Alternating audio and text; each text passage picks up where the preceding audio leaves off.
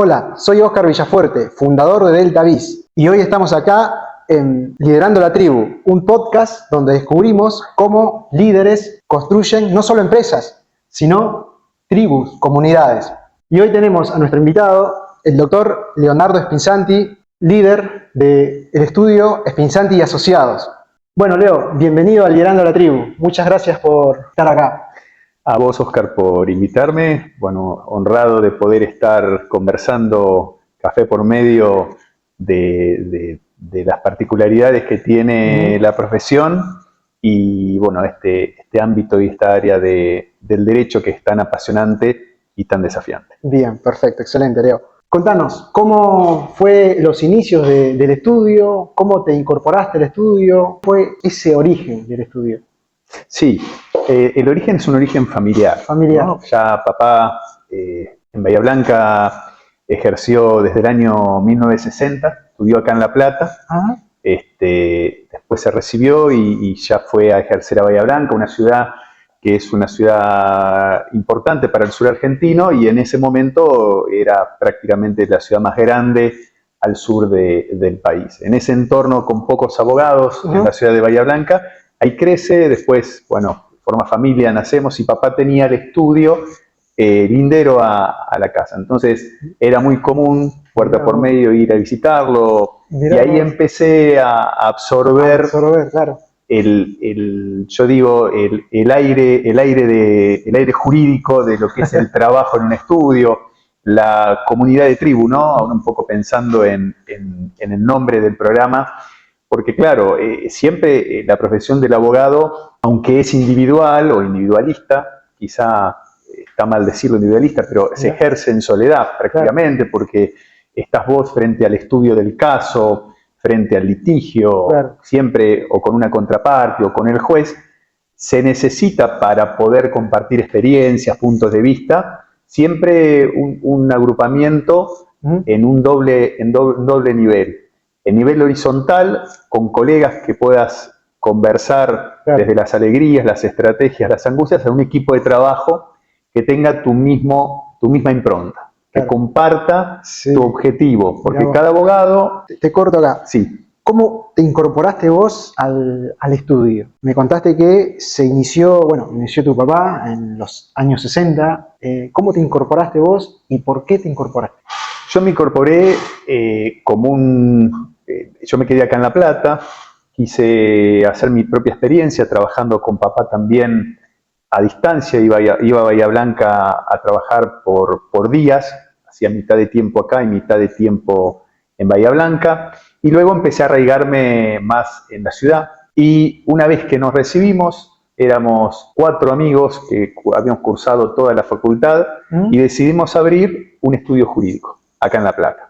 Veníamos de unos 6 meses de estar trabajando en otros estudios en el cual aprendimos, fueron nuestros mentores, y decimos, bueno, es hora de querer tener nuestro propio estudio con nuestras propias experiencias, nuestros clientes, desarrollando desde el inicio al fin el asunto y siendo también nosotros responsables de nuestro crecimiento, ¿no?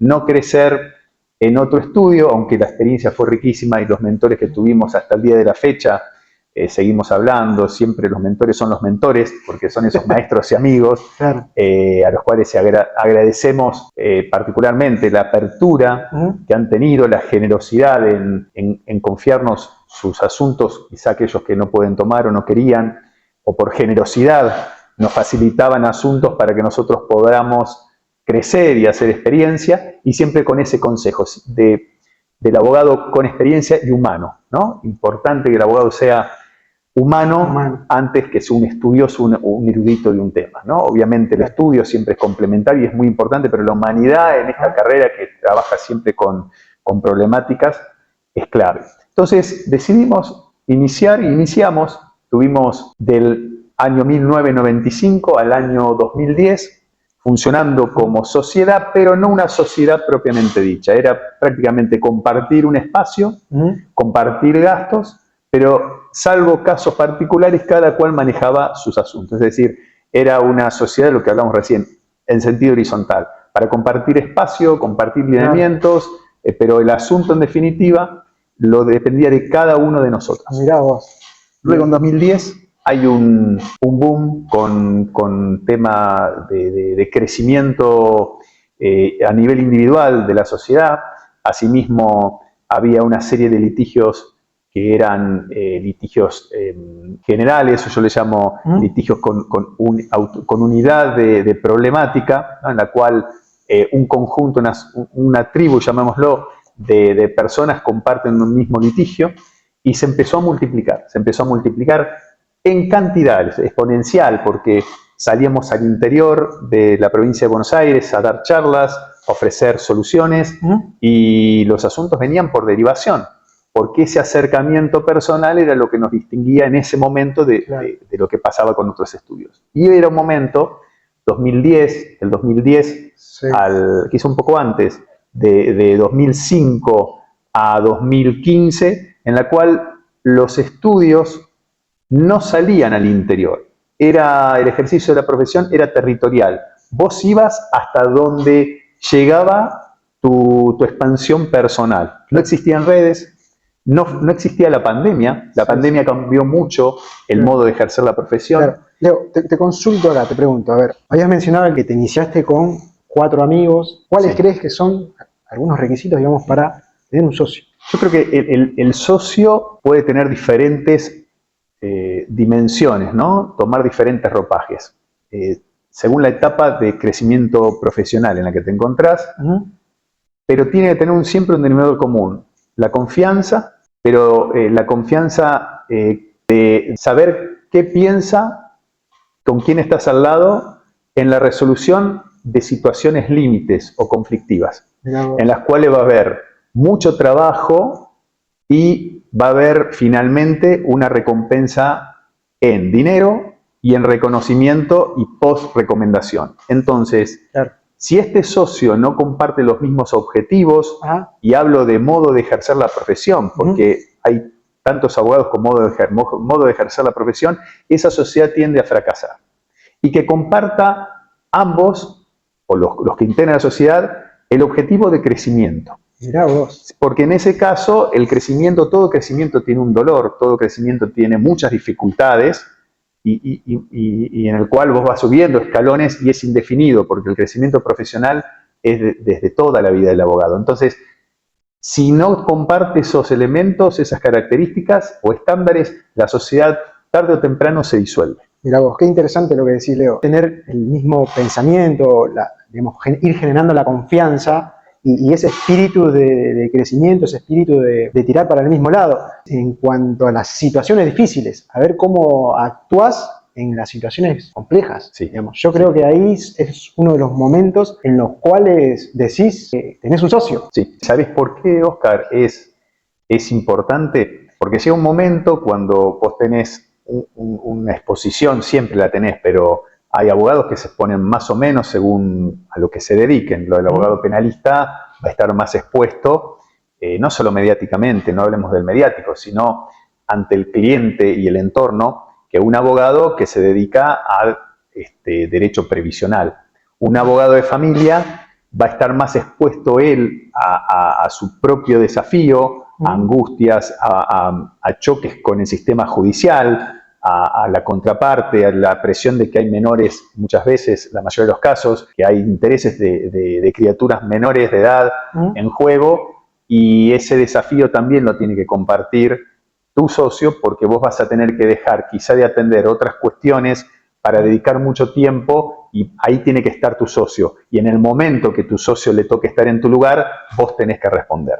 Y muchas veces lo que sucede, como toda actividad humana, cuando me toca a mí como ser humano, no lo veo con la misma gravedad o importancia que si le toca al otro. Entonces, tener un socio, que yo digo más que socio, tiene que ser un hermano, es importante.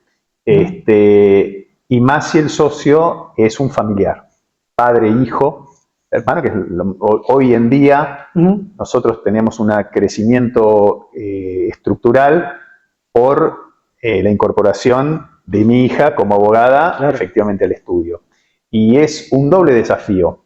Y funciona, y de hecho así no funcionó, si sabemos dividir familia de trabajo, o amistad, como mis anteriores socios, y trabajo.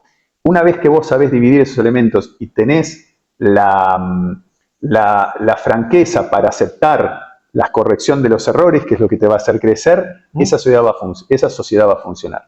En la medida que no exista esa humildad de aceptar los errores y sentarte a ver cómo se avanza, cómo se mejora, esa sociedad no va a funcionar y van a empezar los problemas. Y el otro, claramente, la división de los ingresos y de los gastos. Esa es otra estructura societaria que vos la tenés muy clara en el momento que vos tenés socios con terceros. Pero cuando hay familiares por medio, tenés que poner mucho más en claro eso. Y bueno, y siempre hay alguien que cuida más un aspecto que otro y aceptarlo y funcionar como sociedad en tal aspecto. Mira qué interesante. Muy bueno lo que decís. Esos espacios en cuanto al negocio, a la amistad y la familia. Exacto. Sí, eso es importante. Y es difícil, ¿eh? Es difícil porque indefectiblemente se comparten espacios comunes, por eso siempre es importante el contrapeso. Cuando uno de las dos partes o de las tres partes se desvía de ese camino, por decirlo de algún modo, positivamente hablando, está el otro socio que tiene que decir, mira, retomemos, reconduzcamos, modifiquemos ese balance, hace que sea saludable, que lo disfrutes, que disfrutes una sociedad, si no termina siendo un conflicto en definitiva. Claro. ¿Y cómo manejás cuando en una situación está el negocio, está la amistad y está incluso lo familiar también? Es muy buena pregunta, ¿no? Porque el manejo de esa situación se tiene que dar siempre en función de los intereses del cliente. Si no tenés claro que vos trabajás para el cliente y que el estudio, la función que tiene es llevar adelante el caso del cliente, si vos no tenés incorporado que el asunto, el caso, el contrato que lleves, el litigio estructural, en fin, cualquier clase de temática jurídica, no tenés claro que es de tu cliente y no es tuyo, la decisión es más compleja. En cuanto tu visión está en que a vos te tocaron la puerta del estudio para que mejores la vida del cliente, ahí es donde empiezas a perder ante la contraparte, tomás el riesgo de tener una decisión débil o una negociación que flaquee en algún momento, ante el juez, en el caso de existir un litigio, porque vos no te podés posicionar en la redacción de un escrito judicial o en una audiencia defendiendo los intereses de tu cliente, pero más importante, empieza a fisurar esa relación férrea que tiene que existir en un objetivo societario, en un estudio. O sea, siempre el objetivo es que vos estás trabajando para y por el cliente. Bien. Y que el cliente, ¿por qué te buscó? No te busca ni por tus títulos, ni por tus posgrados.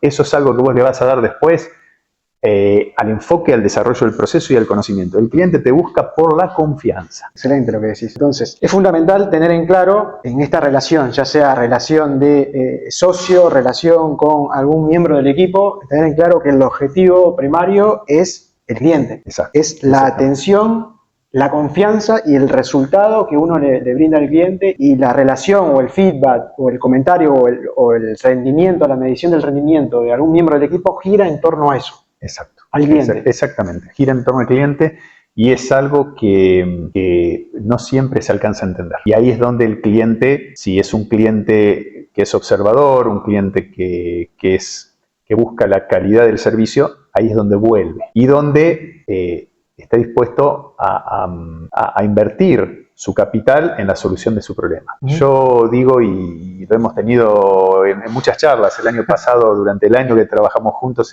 en la mejora del sistema de gestión y un poco en aquel paso que dimos de calidad en el estudio con tu guía, ¿no? Y con el trabajo que hicimos, vemos que de tener una buena organización, eso impacta en el cliente, refleja, y que la confianza del cliente, esto ya lo veníamos viendo desde el principio, es lo que a vos te devuelve en crecimiento. Lo que se llama, cuando uno empieza, hay que hacer la ronda. ¿Qué es esto? La rueda.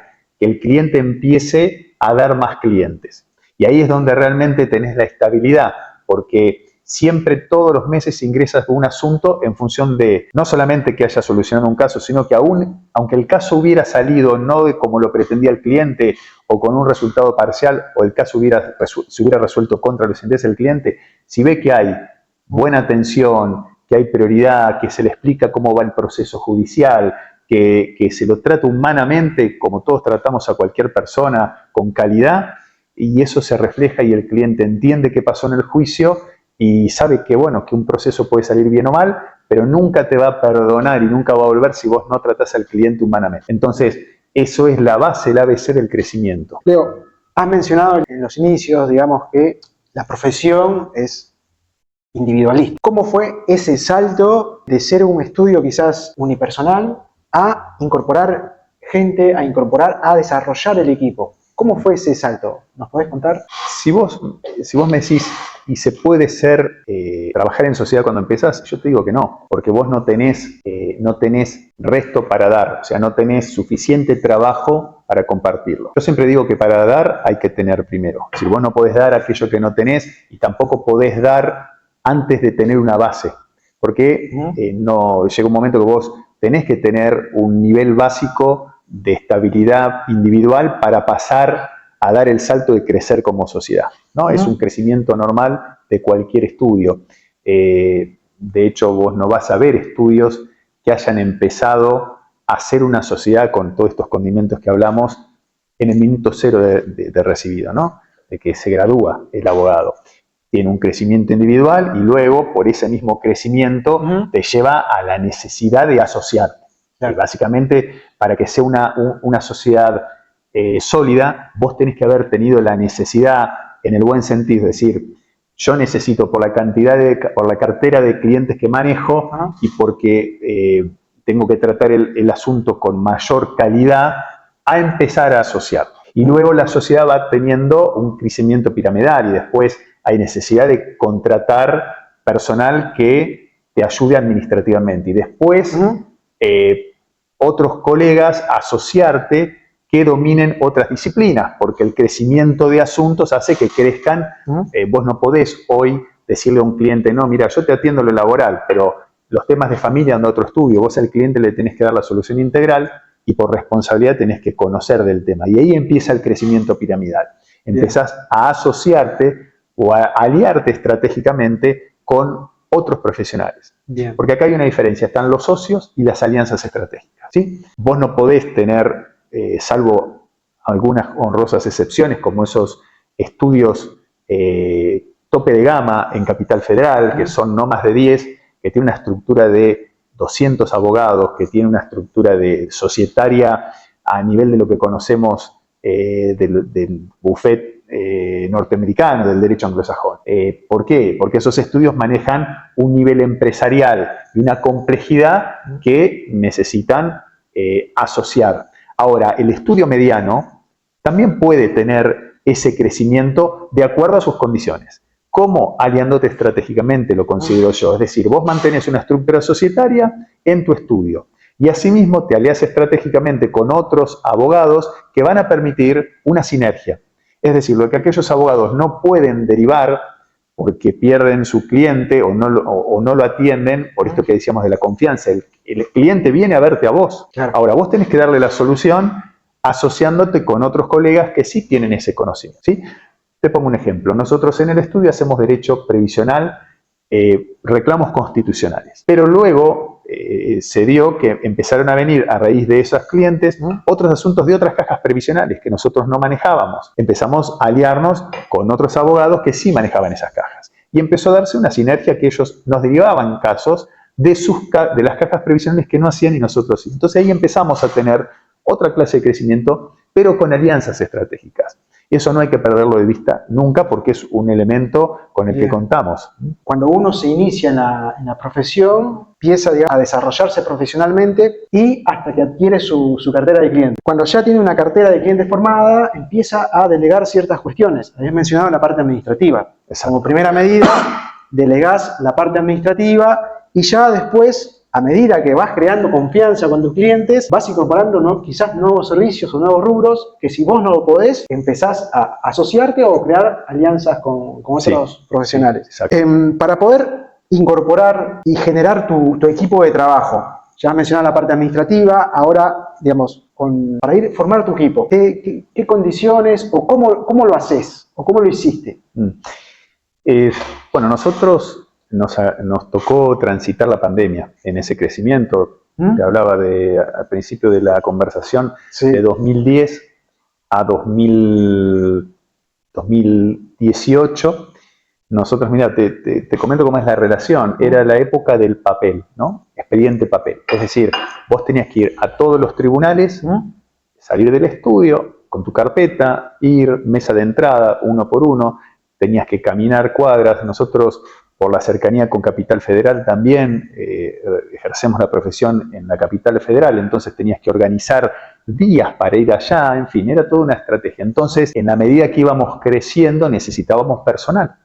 Y ahí tenía generalmente personal por fuero, un abogado o un paralegal, que son aquellas personas que sin ser abogado saben procurar un expediente, ya tienen conocimiento técnico pero no de fondo. Entonces muchas veces son personas que trabajan hace mucho en estudios jurídicos y saben del día a día, del manejo del expediente. Entonces unos que vayan al Fuero Civil y Comercial, otros al laboral, otros. Entonces, cuanto vos más crecías, más gente necesitabas, porque no te daban las horas del día y necesitabas que el proceso marche, que se resuelva.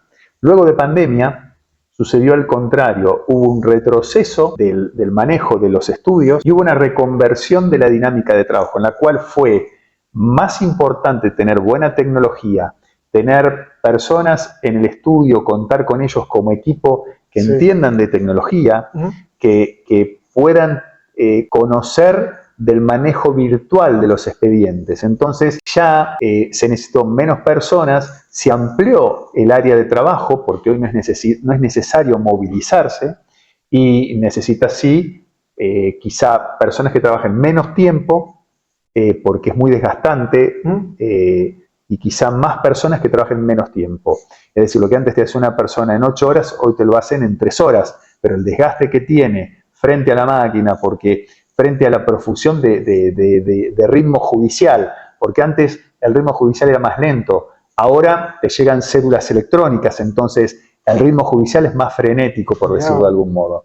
Entonces, bueno, y con líderes, porque eso es lo importante hoy, es tener líderes que sepan manejar equipos y que asimismo conozcan de derecho. Hoy el titular del estudio necesita ser un líder ayornado con las nuevas tecnologías, con los nuevos desafíos que ofrece hoy el ritmo social. No olvidemos que el abogado trabaja por lo que ocurre en la sociedad. Si la sociedad tiene un crecimiento y una reconversión del comercio, de las problemáticas de familia, de las problemáticas ambientales, constitucionales, bueno, necesitas estar actualizado. Entonces, ya no es más como ocurría en la época de papá, que el abogado era una persona que tenía experiencia en una misma rama y ibas hacia arriba y no tenías una movilidad. Hoy la cabeza de estudio necesita estar ayornado, porque si no te subsumís en un desconocimiento del ejercicio profesional. Entonces es un doble desafío. Interesante. Bueno, va cambiando la situación, la modalidad de trabajo. Habías mencionado cómo antes de pandemia la parte más de papel, si se quiere, era lo más común. Sí, exacto. Y después, en los próximos años, cambió más y migró más a lo digital. Y cómo eso impactó en el negocio, en cómo se trabaja, en el equipo, cómo tiene que trabajar el equipo, en la sincronización del equipo y también en cómo un líder, digamos, tiene que formarse y tiene que ir ayornándose a la nueva situación, a la nueva realidad.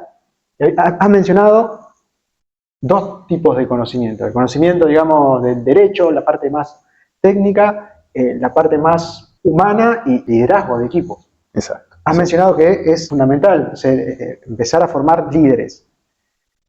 En tu experiencia, ¿qué crees que debe tener un líder para coordinar un equipo, para ponerse al hombro un equipo? ¿Qué condiciones o qué habilidades tiene que desarrollar un líder? A esta altura de las transformaciones que hemos visto, que bueno, el derecho y el ejercicio profesional no están ajenas, lo que hoy todos vemos, necesita estar informado, no solamente de lo que ocurre por fuera, de los cambios normativos que existen, legislativos, estar ayornado con el cliente. ¿Sí? Interpretar lo que el cliente quiere, tener una gran capacidad de negociación en todo aspecto, con tu equipo de trabajo, con tu socio, con la contraparte, ¿sí? Es importante la negociación porque hoy no sirve, a lo sumo que sea un proceso de algunas características, pero para la mayor cantidad de problemas que hay hoy, Sí. no sirve el proceso judicial. Sirve tratar de llegar a un acuerdo en instancia de mediación o de arbitraje. Hoy la mediación está presente en todos los pleitos, salvo familia o procesos penales, y penal incluso en algunos temas mandan a mediación, pero todos los procesos, incluso hay una ley provincial de mediación prejudicial, y hay en Capital Federal también el SECLO, que es un lugar de mediación. Entonces, si vos no sabés negociar en el sentido técnico, no en el sentido ilícito de lo que es la negociación por fuera, no sabés negociar un proceso, es porque no interpretaste las necesidades del cliente. Y en la medida que vos no interpretás las necesidades del cliente, vos no tenés la convicción de, en ese momento que estás con la otra parte, de llevar y de tener un núcleo duro donde no ceder. Y asimismo, la capacidad de informar y de comunicar a tu cliente para que entienda lo que está llevando adelante. Eso en el aspecto extramuros. ¿Qué pasa con el cliente? ¿Qué pasa afuera? Internamente tenés que estar siempre actualizado porque la brecha generacional con el equipo de trabajo es mucha, entonces vos no podés estar disociado y tenés que tener un amplio sentido de la comprensión, pero que es lo más difícil. Yo comprendo a la persona, pero siempre fijándote que esa comprensión no pase los límites de los objetivos del estudio, del espíritu de trabajo, lo que se llama el espíritu de generación, el espíritu de trabajo del abogado o de los abogados que forman la titularidad. Yo creo que con el equipo de trabajo hay escucha activa, un buen sistema de gestión que te permita saber dónde están todos los procesos en un solo lugar. Eso te va a permitir no andar cada vez que vos necesitas algo, ver algo, relevar, bucear entre carpetas y llamarlo al procurador, quien lleva el expediente, que esté todo en un sistema. Entonces vos podés hacer tu gestión, hacer tu control, planificar el crecimiento, un montón de cosas que el estudio necesita. Bueno, un buen sistema que centralice, en el cual todos sepan dónde están las cosas sin necesidad de contar con la otra persona. Hoy en día es un tiempo donde el home office en los estudios se da en todos los estudios. La gradualidad importa la necesidad del estudio. Algunos son 3 días, otros un día, otros 2, pero siempre el home office está, entonces no está físicamente todo el equipo en el mismo lugar. El buen sistema de gestión es clave acá. Claro, has mencionado entonces la escucha activa, el tener información, y ahora con el tema de home office, esto de tener, digamos, no, si se quiere, de manera virtual. Entonces, ahí, ¿con qué problemáticas te has encontrado, digamos, para poder manejar al equipo, comunicar al equipo y que las cosas se hagan? ¿Con qué problemáticas te has encontrado y cómo lo has resuelto? La principal problemática es que el equipo de trabajo entienda cuál es tu objetivo del ejercicio profesional. No importa cuál tengas como líder del estudio, o bien como sociedad líder, porque si son socios tienen que ponerse de acuerdo en qué es lo que querés para vos como abogado, para el crecimiento de la firma y para el cliente. Son esos 3 valores. Si vos no supiste comunicar, porque siempre que hay un desconocimiento la responsabilidad es del líder, porque el equipo de trabajo sigue lo que vos le comunicás o lo que lo vas a hacer llegar, no se maneja nunca solo. En ese caso hay un problema, pero es muy raro que se maneje solo. Entonces, si vos como líder no sabes comunicar esos objetivos, después vas a tener un problema de gestión. Entonces, lo primero es la comunicación, ¿sí? Ese es el problema, cuando vos comunicás y miembros del equipo no escuchan. Y tarde o temprano empieza a salir algo mal. Y eso lamentablemente te das cuenta cuando ya salió mal. Entonces, yo creo que el mayor desafío y problema se da con la comunicación, que no comunicaste bien, o no entendió bien, o no quiere la persona, no comparte tus mismos objetivos, y que eso también es estructural. Si vos no elegís bien al colaborador, hablo de estructuralmente, de tener un buen periodo a prueba, de ponerlo a prueba con todo lo que el estudio realiza, más allá de la primera entrevista. Porque en la primera entrevista el colaborador o el el postulante de buena fe Sí. siempre te va a transmitir las cuestiones positivas, no las debilidades. Ujú. Entonces, bueno, por eso sirven los periodos a prueba, obviamente que es un periodo a prueba en serio. Saber cómo funciona y sobre todo en situaciones límites, en situaciones donde el proceso se pone rígido y no hay compensación ni en resultados ni económica, porque eso llega al final del proceso. Entonces, por eso es bueno tener un periodo de prueba de 6 meses a 8 meses. Y luego, premios paulatinos por rendimiento. Ahí el equipo de trabajo rinde, creo Bien. yo. Has mencionado entonces escucha activa, tener información y en esta situación, digamos, de home office, el tema de mantener también una comunicación y alinear los objetivos. Que habías mencionado 3 tipos de objetivos. Un objetivo, digamos, profesional, si se quiere, personal, un objetivo del estudio y un objetivo para con el cliente. ¿Cómo haces para sincronizar esos 3 objetivos? ¿Cómo lo comunicás, cómo lo formulás y cómo lo ejecutás? Para, digamos, llevarlo por una rienda en la cual, digamos, llegue a buen puerto. Porque seguramente en algún momento se te desvía. ¿Cómo hablo con un empleado o un colaborador que se viene a sumar al negocio, a la empresa? ¿Cómo dejo en claro cuál es el objetivo de su función? ¿Cuál es el objetivo del estudio? Y también el objetivo que tenemos hacia el cliente. Primero, una charla clara de cómo es el modo de trabajo tuyo en el estudio. Entonces, de ese modo no hay forma que el día de mañana, cuando haya un desvío, vos le digas, mira, esto se hace así, porque vos predicás con el ejemplo.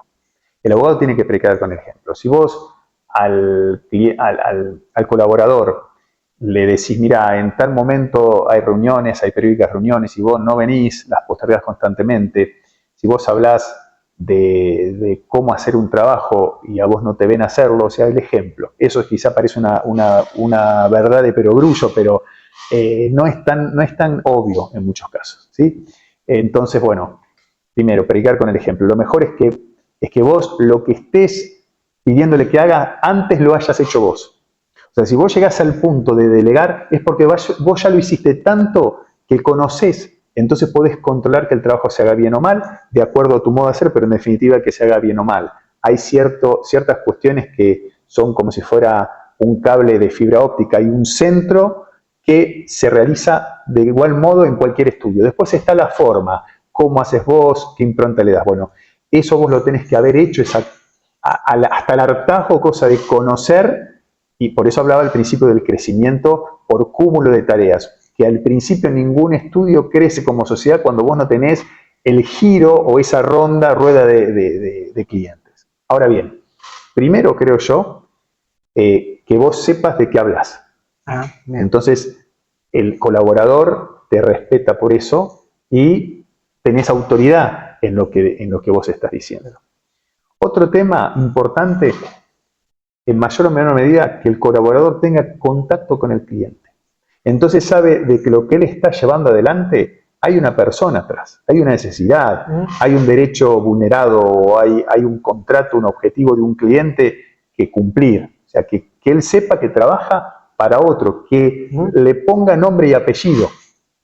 Y eso se logra con que atienda las llamadas, que envíe email informativos, que haga un reporte para el cliente. Nosotros nos manejamos con reportes trimestrales para los clientes, entonces que sepan los colaboradores que ese reporte lo tienen que dirigir y desarrollar al cliente, es decir, la visualización de su trabajo, porque el abogado es un trabajo en solitario, él está el 90% sin el cliente adelante, él está representando los intereses. Entonces, esos son, creo yo, los rieles para que haya una buena cohesión. Y después tiempo que no sea rígido de trabajo. Compartir algún almuerzo, hablo a nivel colaborativo, sale algún asunto bien, bueno, hoy tenemos hoy un almuerzo y celebramos, o sea, analizar también las dificultades en mesa redonda, bueno, tengo tal dificultad con tal asunto, tal otro, poner en la mesa las soluciones, involucrarse con el cliente y con el trabajo del otro con un líder que sepa lo que hace y que lo haya hecho antes. Bien, excelente lo que decís. Es excelente porque mencionás el tema de cómo ejercer el liderazgo a través del ejemplo. Y cuando vos supervisás, primero cuando vos delegás, y luego cuando supervisás, digamos, sobre una tarea que vos ya lo hiciste hasta al hartazgo. Es interesante lo que decís, digamos. Entonces, desde ahí parte el liderazgo, digamos, para poder gestionar un equipo y predicar con el ejemplo. Sí, sí. Y otra cosa, ¿sabés qué, Oscar? Es que vos hayas tenido un empeño decoroso en los tribunales y que por más que te haya ido mal en el asunto, pero una cosa es cómo vos te manejas frente a la parte y frente al juez, al secretario, al mediador, y otra si te manejaste mal. ¿Por qué digo esto? Porque cuando tu colaborador va al juzgado, una cosa es que a vos te identifiquen bien y otra mal, porque la vinculación con la persona que está tras la mesa de entrada, que todos estamos trabajando, más allá de la función, en esa solución del problema, es respetuosa. Y eso hace que se sienta orgulloso necesariamente el colaborador de pertenecer a la firma. Creo que el sentido de pertenencia pasa por ahí. No pasa, obviamente, en un tema de cuestión de sociológica, llamémoslo, del trabajo en equipo y demás, pero la real pertenencia, creo yo, la da cuando vos vas a la mesa de entrada y dicen, es el estudio de Spinzanti, sí, y el diálogo es diferente. Es decir, un diálogo de respeto, no un diálogo de distancia. Yo creo que eso también para el sentido de pertenencia, ¿no? De que está en un buen lugar. Bien, en el sentido, digamos, de que externamente, digamos, la comunidad o la mesa de entrada, digamos, tiene un reconocimiento hacia el estudio. Exactamente, exactamente, sí. Y eso es clave porque son con quienes nosotros trabajamos día a día, con el mediador, con la mesa de entrada de tribunales y con las diferentes instancias, la Cámara, la Corte Suprema, la Suprema Corte. Entonces, y siempre atrás de esos organismos hay personas que te van a atender y que son como vos y yo, que las cruzás en los pasillos. Nada más que la función es otra, la jerarquía es otra, pero viene desde lo orgánico, no desde lo humano. Lo humano, el error está en creer que la jerarquía viene porque tenés un título. No, la jerarquía viene porque tenés una calidad humana que ponés todos los días en los asuntos que tenés que llevar adelante, sea el pequeño asunto económicamente o el grande. Todos comparten una misma factor común, la angustia de tener un problema a resolver. Entonces, la calidad humana importa muchísimo para sobrellevar esos momentos de camino que hay, ¿no? En el medio, que hay muchos obstáculos y dificultades.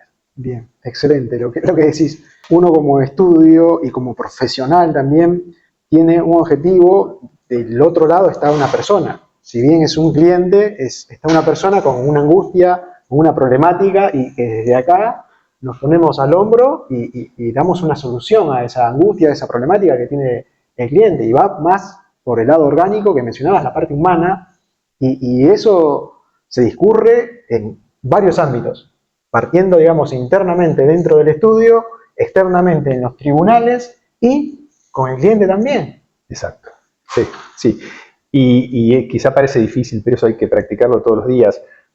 Estudiar cada decisión que tomas y rechequear, sobre todo cuando están las normativas por medio, que eso que estás requiriendo, que estás peticionando, ese contrato, esa demanda, esté refrendada en la ley, en la norma. Vos podés manejar un interés de un cliente, manejar en el sentido de dirigirlo, ¿sí? Si es que él está dentro del marco de la ley. Y eso es lo que le tenés que hacer entender al cliente. Mira, vos podés hacer esto o aquello hasta acá. La ley siempre es flexible porque tiene pisos y topes, entonces por eso están los conflictos, ¿no?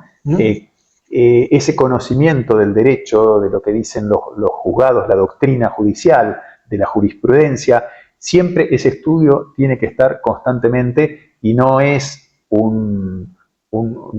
los mandamientos, está dentro de los mandamientos de un maestro del derecho Couture, los 10 mandamientos del abogado, estudia, dice, porque si no serás cada día menos abogado. Y eso vos lo leías cuando te lo entregaban, cuando te matriculabas, y decís, fantástica esta frase. Y es cierto, porque el derecho muta con las mutaciones sociales. muta, y si no, y depende también, las leyes suelen ser políticas. Si no, miremos hoy con lo que está pasando con la normativa que se dictó en estos meses. Reforma laboral, más allá de analizar qué, pero obedeció a una necesidad de un determinado gobierno. Ley de glaciares, otra situación. Leyes, es decir, ocurrió en la época de Menem, en el 95, ocurrió siempre, las necesidades políticas se transitan por leyes y por necesidades sociales. Entonces, conocer eso, por eso se va haciendo de a poco, y eso hace al ejercicio profesional. Yo tengo una de las cualidades que menciono de un líder, es de la curiosidad, de buscar siempre entender las cosas y siempre estar en la búsqueda constante de actualizarse y de conocer. Y pasa esto, pasa que las cosas cambian, las leyes cambian, la sociedad cambia. Entonces, el desafío de uno como líder es constantemente estar actualizándose y buscando nuevos conocimientos. Nuevos conocimientos para poder, de alguna manera, entender las cosas, hacer un buen análisis y también manejar y gestionar al equipo. Sí, y cuidado con la tecnología. Parezco quizá un hombre de 80 años, pero no es por eso. Digo, hoy en día está la inteligencia artificial, ¿no? Entonces, hay uso y abuso de la tecnología. De hecho, ahora hay un fallo reciente, una resolución de una abogada en Tucumán que hace una defensa penal por inteligencia artificial y los fallos que cita no existían. Los jueces revisaron, ella apela, hace lo mismo y la terminan suspendiendo. Y terminan girando los antecedentes al Colegio de Abogados para que la verifiquen éticamente. Entonces, también hay que tener en cuenta eso. No solamente saber manejar la tecnología con responsabilidad o sabiendo que tiene límites y no pasarlos, sino que también tenemos un código de ética. Cada colegio de abogados tiene un código de ética que es aquel que nosotros tenemos que seguir para no equivocarnos en el ejercicio profesional. Y si hay una violación a esos deberes éticos, nos puede sancionar el Colegio de Abogados con el riesgo en muchos casos de perder la matrícula, aquello que vos te costó tanto sudor y esfuerzo lograr. Entonces, hay que ser responsables y sobre todo porque uno maneja intereses de terceros.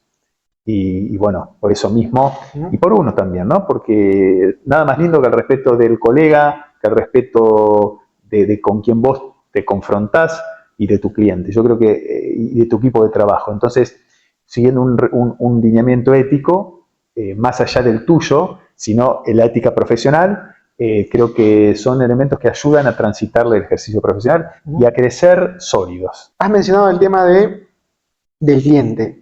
Ese servicio, esa atención al cliente, por más que no se dé el resultado que uno buscaba o el resultado que el cliente esperaba. Sin embargo, hay una confianza, un servicio, una buena atención que hace que el cliente te recomiende o vuelva por un nuevo caso, por un nuevo servicio en el cual vas cultivando, digamos, esa relación con el cliente. ¿Cómo lo manejás eso en el estudio? ¿Cuáles son las acciones? ¿Cómo lo ejecutás en la práctica? Tanto la parte comercial, la parte de brindar el servicio jurídico. ¿Cómo manejás esa parte hoy en el estudio? Sí. El primer contacto que nosotros tenemos siempre es con el cliente. Primero se fija una entrevista y se conoce la problemática. Entonces, siempre la información escrita evita que el paso del tiempo borre la memoria.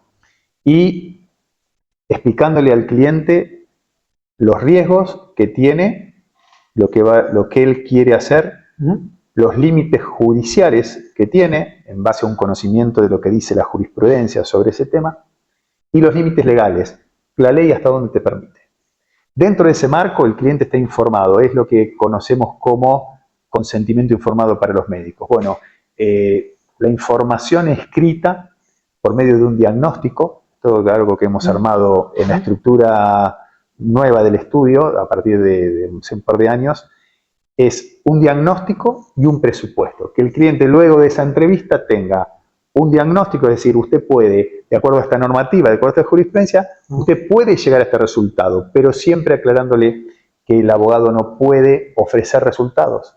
porque eso en principio pareciera aferrar al cliente, pero luego cuando ese resultado no se da, el cliente se acuerda, porque vos podés tener 10, 20 asuntos de la misma materia, el cliente es el único caso que tiene con vos. Entonces se va a acordar de absolutamente todo lo que le decís. Por otro lado, no entra en un engaño, porque si vos conocés que la jurisprudencia tiene cierto antecedente en este tema, vos no podés decir otra cosa y tampoco podés ofrecer resultado, porque depende de lo que diga el juez, depende de qué contraparte tengas y la prueba que puedes llegar a desarrollar, es decir, de un proceso judicial. Yo creo que esa transmisión al grupo de trabajo de que el asunto tiene estas características, o sea, de a partir de ahí después transmitís al grupo de trabajo, miren, tenemos un asunto particular, hay que cuidar al cliente porque tiene esta clase de problemática, y también va a ayudar a que el equipo de trabajo sostenga al cliente o le dé respaldo durante ese tiempo que va a durar el proceso judicial. Bien, entonces las claves acá sería, desde un principio, digamos, informarle adecuadamente al cliente, hacer un diagnóstico claro de cuál es la perspectiva, dónde está parado el cliente y la jurisprudencia, cuáles fueron los casos que hubo en la jurisprudencia. Eso te da un panorama o le damos un panorama al cliente y posterior a eso aclarar al equipo también que uno enfoca de alguna manera el trabajo, si bien no promete un resultado, sí un proceso en la cual, digamos, se informa al cliente. Sí, exactamente. Y en ese interín, digamos, desde que el cliente ingresa al estudio hasta que el caso termina, se cierra, digamos, ¿qué acciones llevas a cabo para brindar un servicio destacado hacia el cliente? Ahí es donde empieza a desarrollarse las acciones intramuros. Ya deja de ser un problema del cliente, si bien lo es en definitiva, pero la preocupación del cliente ya te te tira el guante en tu terreno. Y ahí es donde el equipo de trabajo empieza a operar en función de los roles que tiene en todo ese proceso. Hay quienes desarrollan la comunicación con el cliente, la información, inclusive administrativamente todo el manejo de la dinámica del proceso. Hay quienes tienen que procurar el expediente día a día y ofrecer los resultados de avances en el día a día, que son quienes tienen que direccionar la información para que la persona le comunique al cliente, y están los momentos en los cuales hay que desarrollar etapas decisorias en el proceso, como un recurso o una prueba, que ahí el equipo de trabajo tiene una cohesión. Ahí trabajamos todos juntos, generando la prueba, preparando los interrogatorios de testigos, analizando una prueba pericial, acompañando al cliente y a los testigos a esas audiencias, acompañándolo a la pericia, por más que vos no puedas ingresar al recinto, pero sí esperarlo a la salida de la pericia para ver cómo le fue. En fin, todo lo que es el desarrollo, el mecanismo que cada estudio forma y que tiene formado o diseñado para llevar adelante el proceso. Empieza un movimiento bastante importante de comunicación entre los miembros del equipo de trabajo. Bien.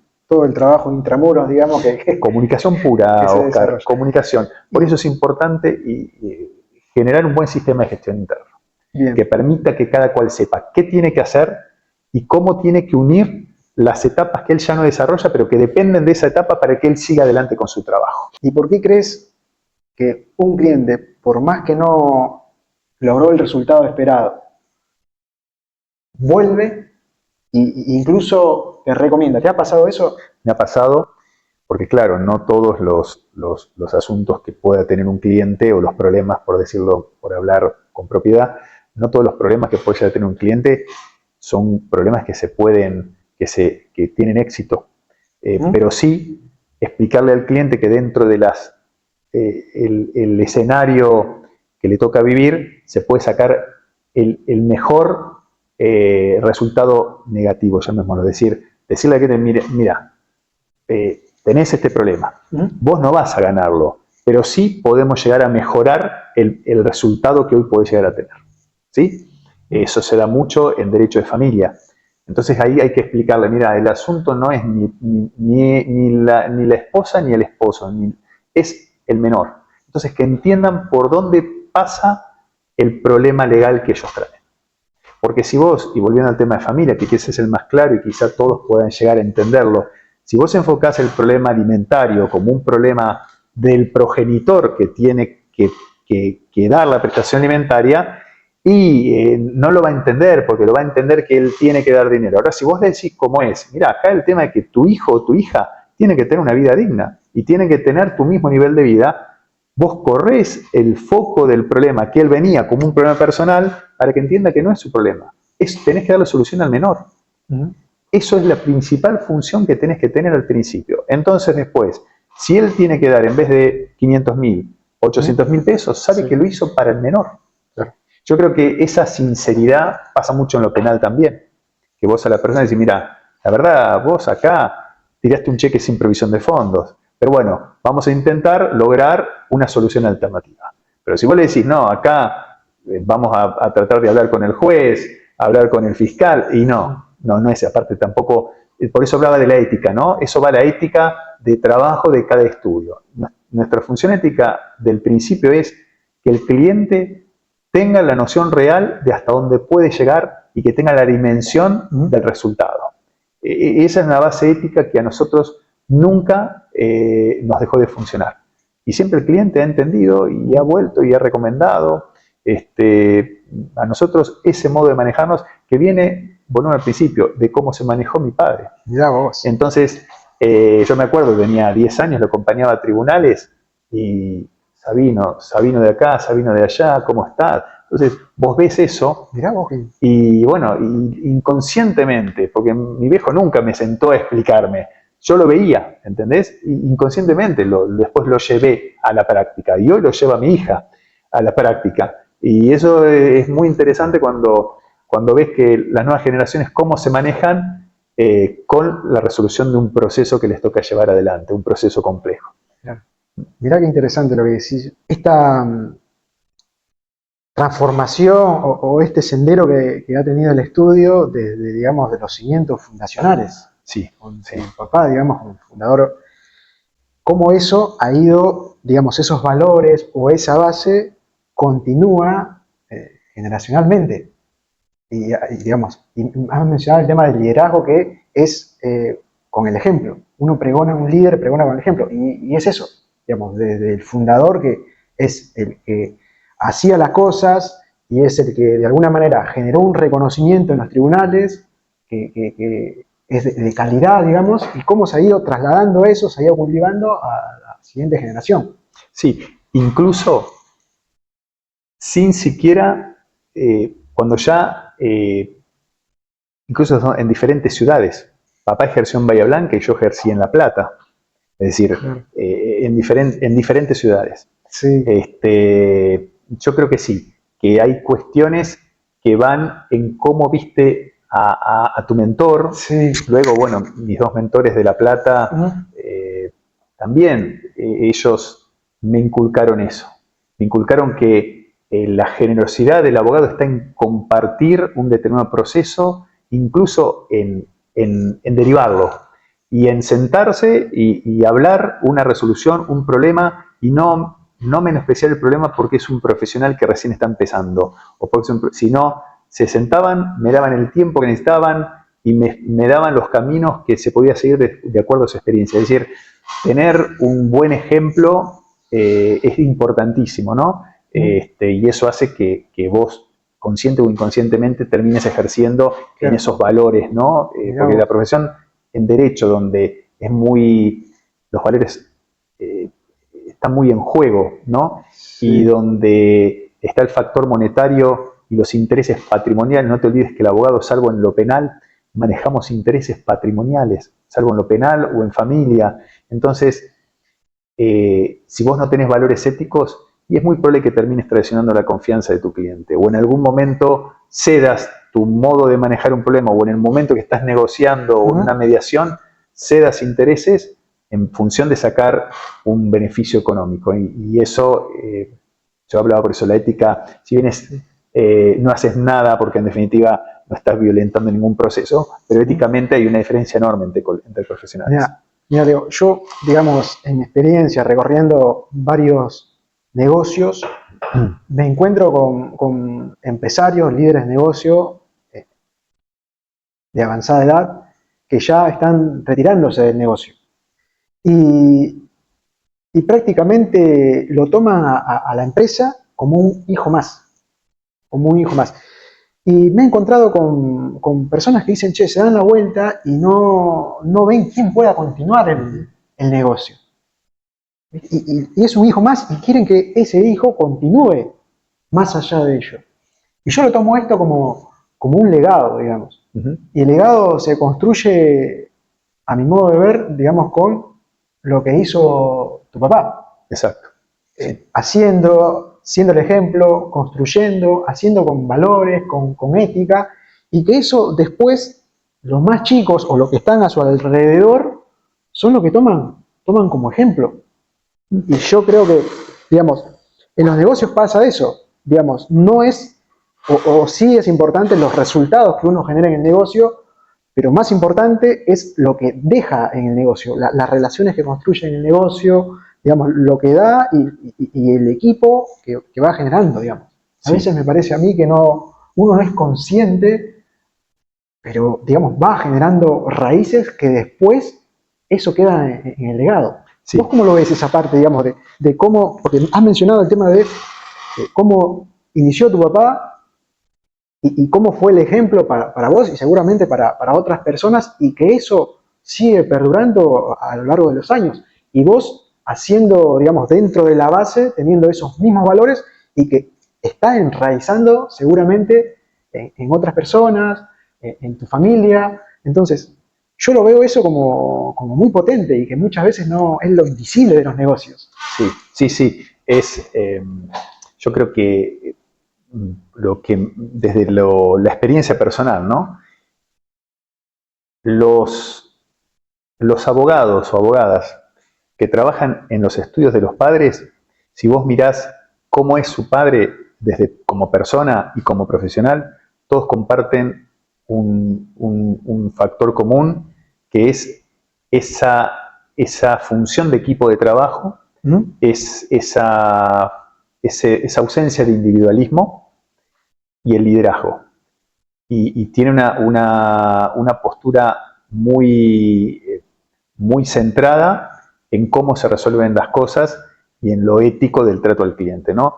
Yo creo que está la ética del conocimiento, ¿no? Es decir, le digo, la ética del conocimiento es aquello que nosotros conocemos por experiencia y que es fácil de manipular y en cuanto al positivo o negativamente. Es decir, vos conocés cómo se resuelve un asunto y conocés cuando llega el cliente lo que te está diciendo cómo se resuelve. Entonces, si vos manejás ese factor importante de conocimiento sin ética, y no vas a tener un crecimiento que te permita, cuando venga tu hijo a trabajar, que pueda haber una carpeta sin temor a ver algo negativo.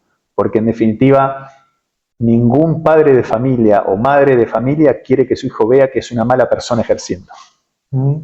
Porque es el hijo y vos le querés transmitir lo mejor. Entonces, quien ingresa a su hijo a trabajar a su estructura como estudio jurídico es porque se manejó bien durante años, porque no va a haber ningún cliente que va a llamar enojado con el padre porque hizo alguna macana, porque le manejó mal el dinero, le sacó dinero donde no debía, manejó su proceso mal, ¿entendés? Es decir, si vos involucrás a tu hijo en tu estructura donde abrís las puertas a cómo manejaste asuntos delicados con los clientes, el factor común es que son profesionales que se han manejado bien, más allá de los resultados, y hablo de cualquier rama del derecho. Entonces, creo que esa transmisión y la seriedad con que se trate cada asunto, conociendo las consecuencias que tu acción tiene para con tus clientes, es lo que te hace crecer y el día de mañana incorporar a tu hijo o a tu hija para que continúe con el estudio.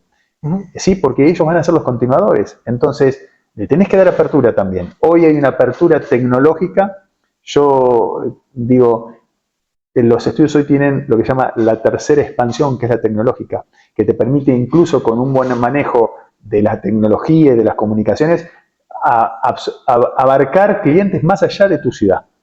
Entonces, lo virtual, poder tener una audiencia virtual en Capital Federal, en Bahía Blanca, y no movilizarte, hace que vos puedas ampliar tu panorama. Entonces, esa expansión tecnológica la pueden abarcar los abogados más jóvenes, con solvencia, que son quienes entienden generacionalmente lo que está sucediendo. Clarísimo. Entonces, bueno, pero creo que el haberse manejado bien durante el crecimiento personal hace que te permita abrir las puertas a tus hijos para que puedan incorporarse sin ningún problema al estudio.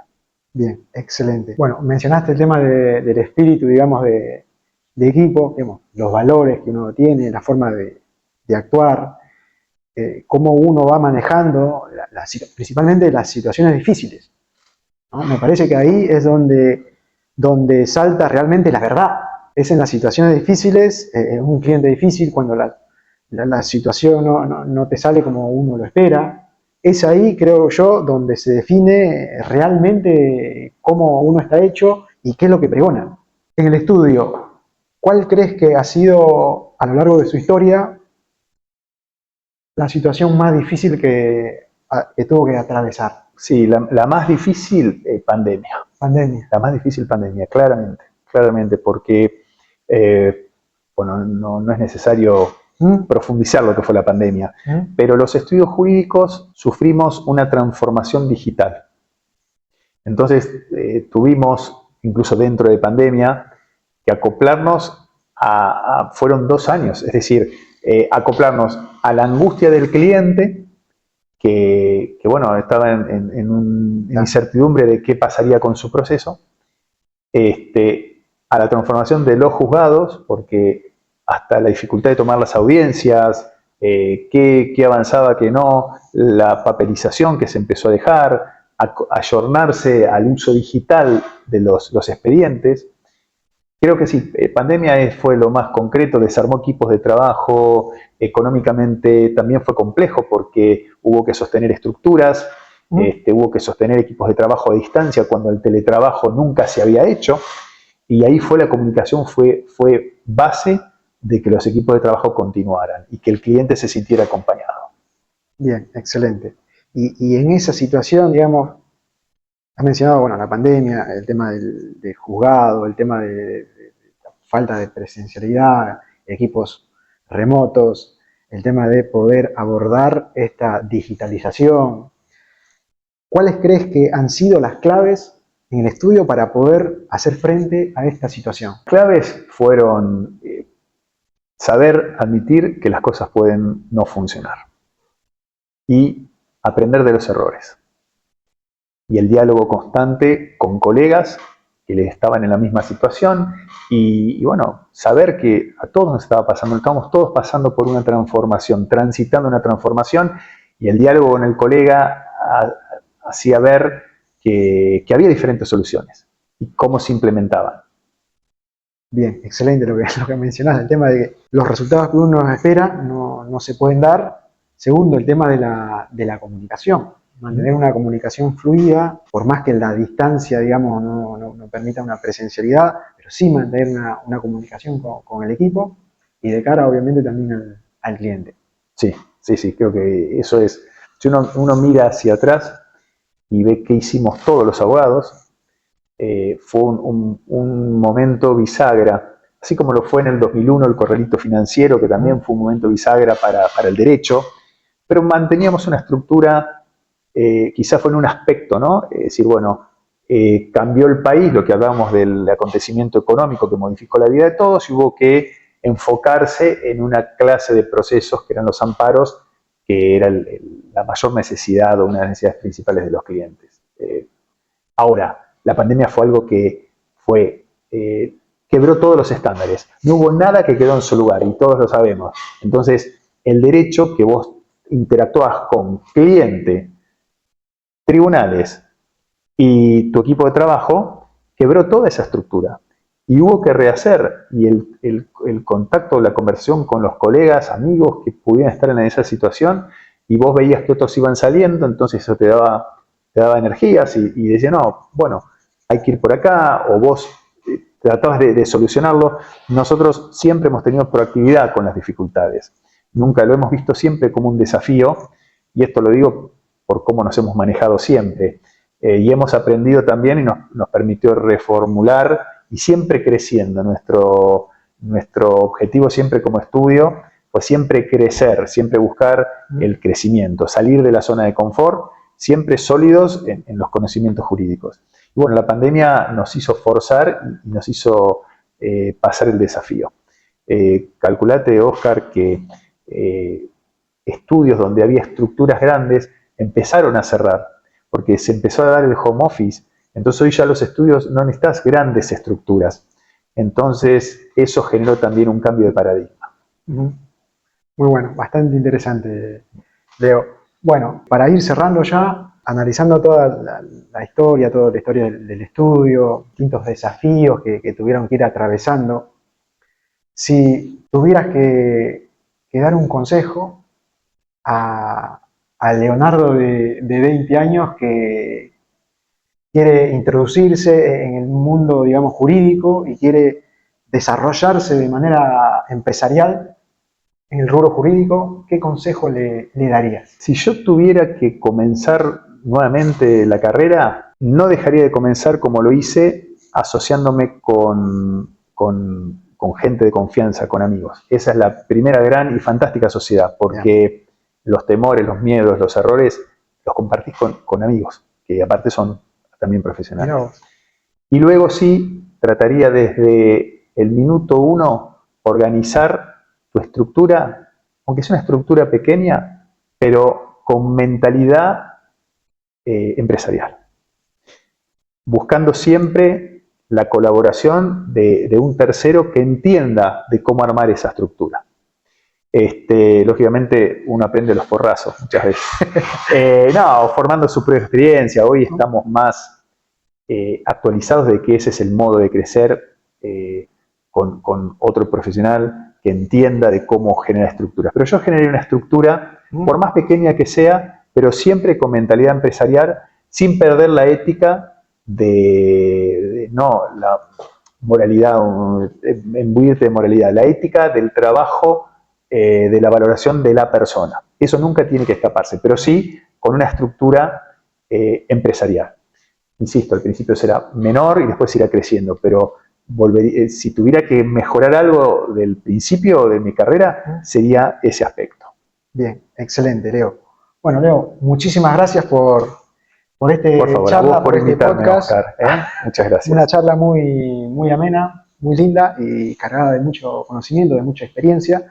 Así que bueno, esto es Liderando la Tribu, un podcast de líderes para líderes en la cual compartimos nuestra experiencia de cómo se fue forjando una empresa y de cómo se va construyendo una comunidad interna con un equipo de trabajo para, de alguna manera, expresar esto y brindar nuestro servicio a una tribu, a esa comunidad de clientes. Así que muchísimas gracias a todos. Nos vemos en un nuevo episodio.